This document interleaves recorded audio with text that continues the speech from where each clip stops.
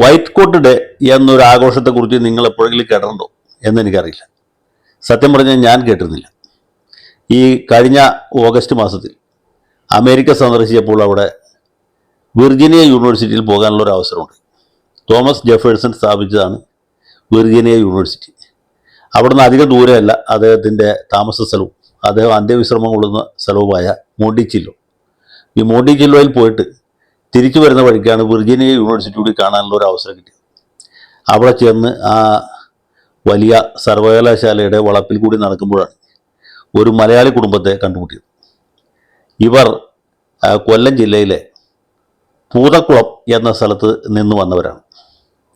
പരവൂരിനടുത്താണ് പൂതക്കുളം. പൂതക്കുളത്ത് നിന്ന് Washington DC വന്ന് താമസമാക്കി അവിടെ ജോലി ചെയ്യുന്ന ശ്യാം എന്ന് പറഞ്ഞ ആളും അദ്ദേഹത്തിൻ്റെ കുടുംബാംഗങ്ങളുമാണ്. അദ്ദേഹത്തിൻ്റെ ഭാര്യ, 2 മക്കൾ. ഇദ്ദേഹത്തിൻ്റെ മകൻ ഗൗതം അവിടെ മെഡിസിന് പഠിക്കുകയാണ് ഈ യൂണിവേഴ്സിറ്റിയിൽ. അന്ന് ആ പ്രത്യേക ദിവസം ഈ ഗൗതം മേനോൻ്റെ വൈറ്റ് കോട്ട് ഡേ ആയിരുന്നു. അപ്പോൾ ഇങ്ങനൊരു സംഗതിയെപ്പറ്റി ഞാൻ മുമ്പ് കേട്ടിട്ടില്ല. ഞാൻ എന്താണ് ഈ വൈറ്റ് കോട്ട് ഡേ എന്ന് ചോദിച്ചപ്പോൾ അവർ പറഞ്ഞു, ഈ കുട്ടിയുടെ ക്ലിനിക്കൽ ക്ലാസ്സുകൾ കഴിഞ്ഞു, ലെക്ചർ ക്ലാസ്സുകൾ കഴിഞ്ഞു, കോട്ടിടാൻ അനുവാദം കിട്ടിയ ദിവസമാണ് വൈറ്റ് കോട്ട് ഡേ. അപ്പോൾ സംഗതി നോക്കിയപ്പോൾ ശരിയാണ്. അവിടെ വേറെയും കുട്ടികൾ പുതുതായി വെള്ളക്കോട്ടിട്ടവർ ആ വിശാലമായ വളപ്പിൽ കൂടി നടക്കുന്നത്. അപ്പോൾ അങ്ങനെയാണ് ഇങ്ങനെ ഒരു സംഗതി ഉണ്ടെന്ന് എനിക്ക് മനസ്സിലായത്. ഈ വെള്ളക്കോട്ട് എന്ന് പറയുന്നത് ഡോക്ടർമാരുടെ ആ ഒരു സിമ്പലാണ്. അവർ വെള്ളക്കോട്ട് ഇടുമ്പോഴാണ് ഡോക്ടറായിട്ട് മാറുന്നത്. പ്രായോഗിക പരിശീലനം തുടങ്ങുന്ന ദിവസമാണ് വെള്ളക്കോട്ട് ഇടുന്നതെന്ന് തോന്നുന്നു. നമ്മുടെ നാട്ടിൽ ഇങ്ങനെ ഒരു ചടങ്ങ്, ഒരാഘോഷം നടക്കുന്നതായിട്ട് ഞാൻ ഇതുവരെ അറിഞ്ഞിട്ടില്ല. ഏതായാലും അമേരിക്ക പോയതുകൊണ്ട് ഇങ്ങനെ ഒരു വിജ്ഞാനം സമ്പാദിക്കാൻ അവസരം കിട്ടി. ഇപ്പോൾ ഇത് ഓർത്തേണ്ടെന്ന് വെച്ചാൽ കഴിഞ്ഞ കുറച്ച് ദിവസങ്ങളായിട്ട് നമ്മുടെ പത്രങ്ങളിലും മാധ്യമങ്ങളിലും ഒക്കെ, പ്രത്യേകിച്ച് ടെലിവിഷൻ ചാനലുകളിൽ വൈറ്റ് കോളർ ടെററിസം അഥവാ വെള്ളക്കോളർ ഭീകരതയെക്കുറിച്ചുള്ള വാർത്തകൾ വന്നുകൊണ്ടിരിക്കുക. ഈ വെള്ളക്കോളർ ഭീകരത എന്ന് പറയുന്നത് തന്നെ ഭയങ്കര തെറ്റാണ്. അങ്ങനെ അടച്ചാക്ഷേപിക്കുന്നത് ശരിയല്ല എന്നൊക്കെ ചില ബുദ്ധിജീവികളും പിന്നെ പാകിസ്ഥാനെ പിന്തുണയ്ക്കുന്ന ചില ടെലിവിഷൻ ചാനലുകളും മാധ്യമങ്ങളൊക്കെ പറയുന്നുണ്ട്. സത്യത്തിൽ ഈ വെള്ളക്കോളർ ടെററിസം എന്ന് പറഞ്ഞത് തെറ്റാണ്. വെള്ളക്കോളർ എന്നുള്ള വാക്ക് തന്നെ ദേഹം അനങ്ങാതെ ജോലി ചെയ്യുന്ന ആളുകളെ ഉദ്ദേശിച്ച് പറയുന്ന ഒന്നാണ്. പ്രത്യേകിച്ച് പെൻ പുഷേഴ്സ്, അതായത് പേന കൊണ്ട് ജോലി ചെയ്യുന്നവർ സർക്കാർ ഓഫീസുകളിൽ അല്ലെങ്കിൽ സ്വകാര്യ ഓഫീസുകളിൽ ഈ അഡ്മിനിസ്ട്രേറ്റീവായിട്ടുള്ള അല്ലെങ്കിൽ മാനേജറിയലായിട്ടുള്ള ജോലികൾ ചെയ്യുന്നവരാണ്. അല്ലെങ്കിൽ IT പ്രൊഫഷണൽസിനെയൊക്കെ നമുക്ക് വെള്ളക്കോളർ ജോലിക്കാർ എന്ന് പറയാം. അത് പഴയ ഒരു കൊളോണിയൽ പ്രയോഗമാണ് വെള്ളക്കോളർ ജോലി. അപ്പോൾ ഇതിൻ്റെ വിപരീത പദം എന്താണ് നിങ്ങൾ ചോദിക്കും. അത് ബ്ലൂ കോളർ എന്നാണ്. അത് ശാരീരിക അധ്വാനം ആവശ്യമുള്ള ജോലിയാണ്. മാനുവൽ ലേബർ അല്ലെങ്കിൽ സ്കിൽഡ് ലേബർ ചെയ്യുന്ന ആളുകളെ ബ്ലൂ കോളറുകാർ എന്നാണ് പറഞ്ഞത്. ദേഹാനങ്ങാതെ ജോലി ചെയ്യുന്നവരെ വെള്ളക്കോളർ എന്ന് പറയും. അപ്പോൾ ഡോക്ടർമാർ ഏതിലാണ് പെടുക എന്ന് നിങ്ങൾ ചോദിക്കും. ഡോക്ടർമാരെ പിങ്ക് കോളർ എന്നാണ് പറഞ്ഞത്. പിന്നെ ഗ്രീൻ കോളറുണ്ട്, ഗ്രേ കോളറുണ്ട്, അങ്ങനെ പല പല കോളറുകളുമുണ്ട്. നമ്മുടെ നാട്ടിൽ അങ്ങനെ ഇതൊന്നും അധികം ആളുകൾ ഉപയോഗിച്ചിരുന്നില്ല. ബ്ലൂ കോളർ എന്നൊന്നും ആരെയും പറഞ്ഞിരുന്നില്ല. ഏതായാലും വെള്ളക്കോളർ എന്ന് പറയുമായിരുന്നു സർക്കാർ ഓഫീസിലെ ക്ലാർക്കുമാർ അല്ലെങ്കിൽ ഗസറ്റർ ഓഫീസർമാരെയൊക്കെയാണ് നമ്മുടെ ഈ മലയാള മണ്ണിൽ വെള്ളക്കോളർ ജോലിക്കാർ എന്ന് പറയുന്നത്. അപ്പോൾ ഡോക്ടർമാർ ഏതായാലും വെള്ളക്കോളറിൽപ്പെട്ട ആളുകളല്ല. ഇതിനെ ഇപ്പോൾ ഈ ഡൽഹി ചെങ്കോട്ടക്കടുത്തുണ്ടായ സ്ഫോടനത്തെക്കുറിച്ച് പരാമർശിക്കുമ്പോൾ അവരെ വെള്ളക്കോളർ ഭീകരർ എന്ന് വിശേഷിപ്പിക്കുന്നത് ഏത് നിലയ്ക്ക് തെറ്റാണ്. അവരെ വെള്ളക്കോട്ട് ഭീകരർ എന്നാണ് വിളിക്കുന്നത്.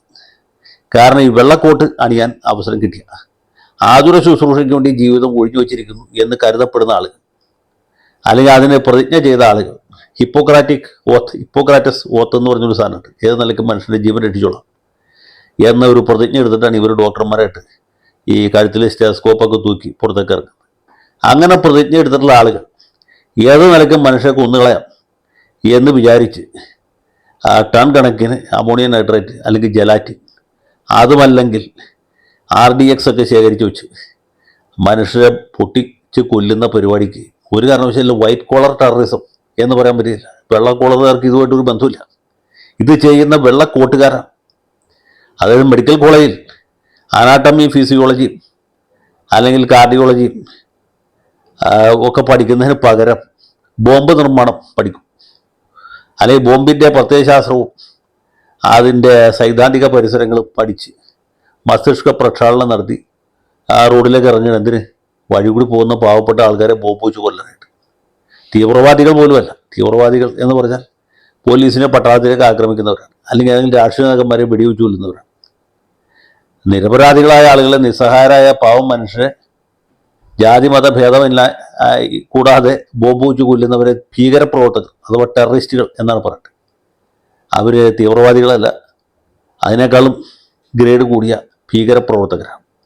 അപ്പോൾ ഇങ്ങനെ മനുഷ്യരെ ചികിത്സിക്കാനും അവരുടെ വേദന മാറ്റാനും ബാധ്യസ്ഥരായ പ്രതിജ്ഞാബദ്ധരായിട്ടുള്ള ഡോക്ടർമാർ, വെള്ളക്കോട്ടുധാരികൾ, അവർ ബോംബ് വെച്ച് ആളെ കൊല്ലുന്ന പരിപാടിക്ക് ഒരു കാരണവശാലും വൈറ്റ് കോളർ ടെററിസം എന്നല്ല പറയേണ്ടത്, വൈറ്റ് കോട്ടർ ടെററിസം എന്നാണ്. അപ്പോൾ കൃത്യമായിട്ടുള്ള വാക്ക് ഇതാണ്. ഈ വാക്ക് ഉപയോഗിക്കുകയാണെങ്കിൽ ഇനി തെറ്റുകയില്ല.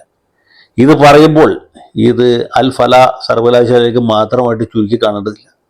നമ്മുടെ കേരളത്തിൽ പോലും ഈ പ്രവണതയുടെ ചില ആദ്യ ലക്ഷണങ്ങൾ കാണുന്നുണ്ട്. ഇത് മെഡിക്കൽ കോളേജിൽ പഠിക്കുന്ന കുട്ടികളുടെ മാതാപിതാക്കൾ ശ്രദ്ധിച്ച് കേൾക്കണം എന്ന് ഞാൻ താല്പര്യപ്പെടും.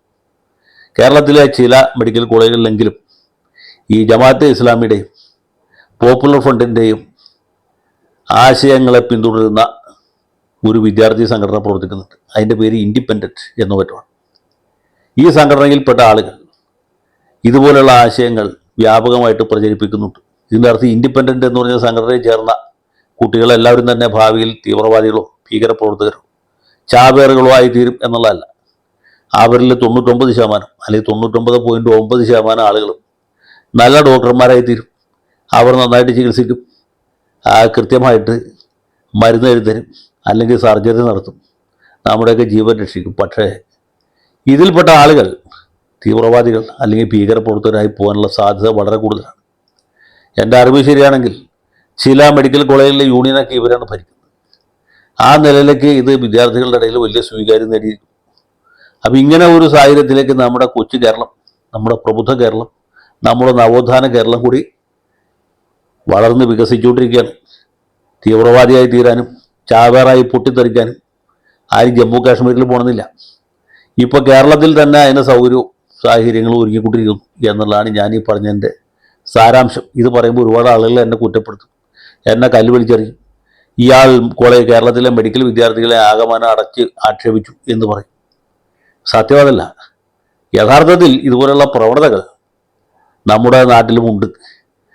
മെഡിക്കൽ വിദ്യാർത്ഥികൾ മദ്യത്തിനും മയക്കുമരുന്നിനൊക്കെ അടിമകളാവുന്നത് നമുക്ക് മനസ്സിലാക്കാം.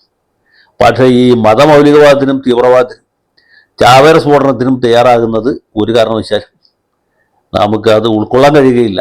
മദ്യത്തെക്കാളും മയക്കുമരുന്നിനേക്കാളും മാരകമായ അപകടമാണ് മതമൗലികവാദം, തീവ്രവാദം, ചാവേർ സ്ഫോടനം എന്ന് അടിവരയിട്ട് പറയാൻ ഞാൻ ആഗ്രഹിക്കുന്നു. ഈ പറഞ്ഞതിലൊരു തരി പോലും അതിശയോക്തിയില്ല, ഇതിൽ തമാശയില്ല. വളരെ വളരെ വളരെ സീരിയസ് ആയിട്ടുള്ള കാര്യങ്ങളാണ്.